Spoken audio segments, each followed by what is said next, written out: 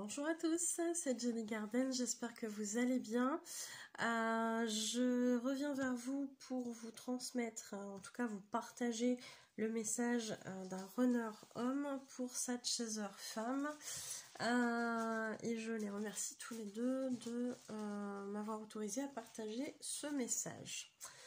Tout ça dans le but bien évidemment aussi de participer à cette aide que sont ces messages pour vous qui écoutez, qui êtes en parcours et que ça aide visiblement. Donc merci pour vos retours, merci pour ceux qui autorisent aussi de diffuser les messages parce que ça reste des choses très personnelles, mais comme vous dites, souvent le fait d'avoir écouté les messages des autres, ça m'aide aussi.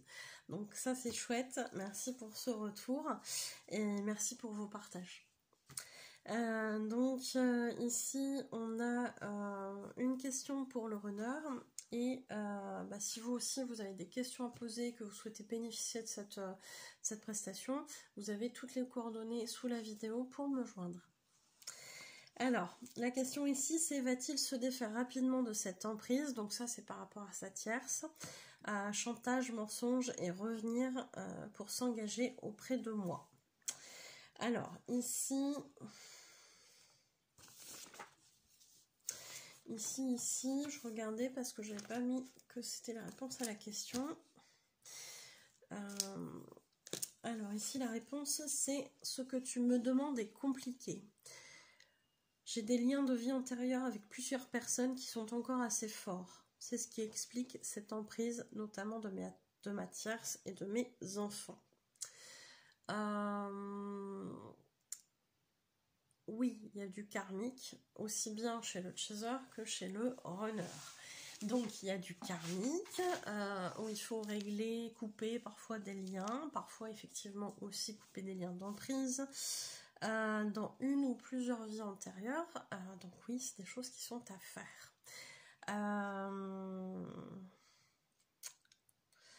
Et ça se fait en soin. Ça c'est des choses qu'on fait en soin. S'il y a des choses qui vous parlent de cette manière-là, bien sûr qu'on peut le faire ensemble. Je n'arrive pas pour l'instant à me détacher de cette responsabilité qui est la mienne, de tenir cette famille coûte que coûte. En termes de soutien financier, moral, modèle familial, mais c'est beaucoup le regard des autres qui me freine aussi. Ça, l'importance du regard des autres, comment on va me juger, si j'abandonne cette famille, etc., etc. Ça remue chez les runners.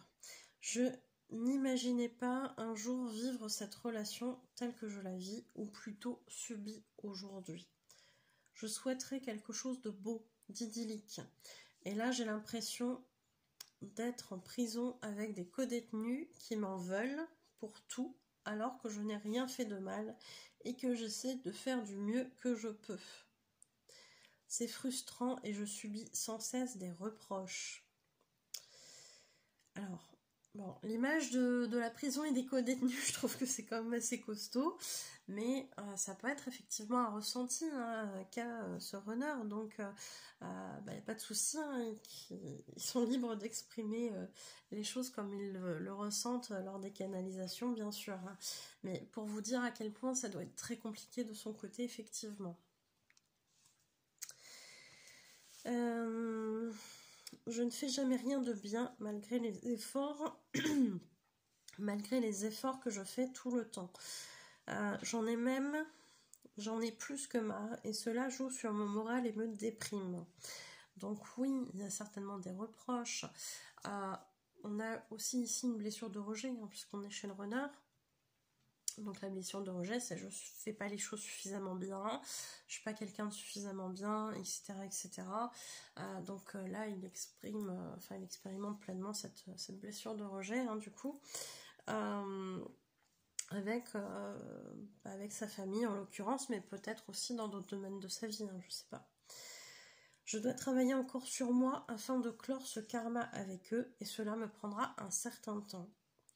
Je sens que je bouillonne et que je suis à un point de rupture qui est nerveux. J'ai peur de craquer et de faire du mal autour de moi en disant les choses telles que je les ressens. Mais je ne veux pas ressembler à ce genre de personne. Bah oui, toujours le regard des autres. Je ne veux pas ressembler à mon père. Tu sais, Je lui en veux encore pour le mal qu'il m'a fait. Je dois libérer ce transgénérationnel que je reproduis. Donc oui, là, visiblement, il y a du transgénérationnel qui est reproduit dans sa relation sentimentale et probablement aussi avec ses enfants, hein, du coup. Et voici le message libre de ce runner. Je suis très loin d'être heureux dans ma vie avec elle, surtout lorsque je compare les moments que j'ai passés avec toi. Oh, tiens donc! Comme c'est étrange! Bon, en même temps, il faut se rappeler aussi que du côté du runner, quand il y a beaucoup de bonheur avec son chaser, derrière ça entraîne beaucoup de souffrance aussi. Donc, souvent ce qu'ils font, c'est on choisit la facilité, même si c'est un peu moins bien avec la tierce, au moins c'est moins douloureux, donc c'est plus facile. Ça s'entend hein, comme raisonnement, il n'y a pas de souci. Ces moments ont été merveilleux, et ils m'ont réchauffé le cœur. Je me suis sentie vraiment aimée par toi, parfois un peu trop. Ça, c'est la démonstration excessive du chaser pour se faire aimer par rapport à sa blessure d'abandon. Ça se travaille, hein, bien sûr, derrière. Hein. J'ai conscience que l'amour, on n'en a jamais trop, mais lorsqu'on en a eu très peu comme moi, ou pas l'habitude, et cela peut être effrayant d'en recevoir beaucoup d'un coup. Oui, ça se comprend aussi. J'ai eu peur de ne pas savoir t'en donner assez, autant que tu m'en as donné. Là, il y a quelque chose d'important aussi, c'est-à-dire que le runner, il sent très bien hein, qu'il y a beaucoup d'amour donné par son chaser, etc. Que son chaser, il est déjà en capacité de s'investir énormément dans la relation, de tout faire pour que ça fonctionne, etc. Et pourtant, derrière, effectivement, il se dit, est-ce que moi, je vais être en capacité aussi de faire autant ? Ça, c'est très compliqué pour eux. Hein. J'ai eu peur aussi que tu ne m'en donnes plus jamais. J'ai eu peur également que tu ne sois intéressé que parce que je pouvais t'amener, même si à plusieurs reprises tu m'as montré l'inverse. Ça c'est important aussi parce que souvent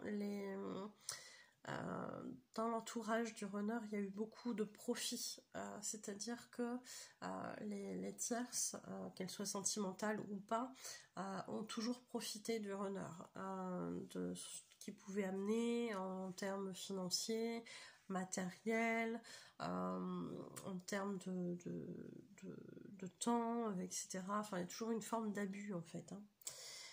Et là, c'est une peur qu'il a aussi vis-à-vis du chaser, hein, que ça finisse comme ça également. Et puis que du jour au lendemain, le chaser se dise ah non, plus jamais, je vais être avec mon runner, etc.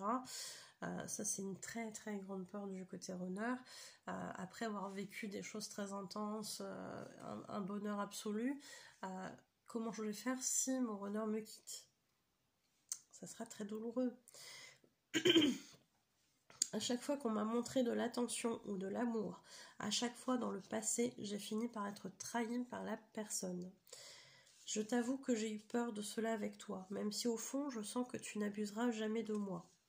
J'ai été très triste, j'ai eu mal quand nous nous sommes éloignés. Tu sais, elle te sent. Alors elle, c'est la tierce. Elle sait que je pense encore à toi, et elle me le fait payer comme elle le peut. Elle est jalouse de toi. Je pense qu'elle sait que je ne l'aimerai jamais autant que je t'aime toi, et cela la fait souffrir. Je ne peux pas continuer à nous infliger cela. Il va falloir que j'agisse, mais je ne sais pas encore si j'en aurai la force morale. J'attends un déclic. Je t'aime, n'en doute pas. Donc c'est vrai que souvent, les tierces, elles sentent, même si elles ne connaissent pas forcément le chaser en tant que tel, même s'il n'y a jamais eu de contact, même s'il n'y a jamais eu d'échange, elles savent qu'il y a un truc, elles sentent qu'il y a quelque chose. Pour peu que le runner ait parlé en plus de cette relation, là forcément ça reste en tête hein, du côté des tierces. Donc elles sentent que jamais elle pourra leur amener ce que la flamme jumelle a amené à cette personne. C'est pas tout à fait fou. Mais c'est comme ça. Il y a vraiment aussi une idée d'essayer de reprendre une emprise par rapport au fait de je fais payer à cette personne le fait qu'elle t'aime encore, qu'il y a encore des choses vis-à-vis de toi, etc.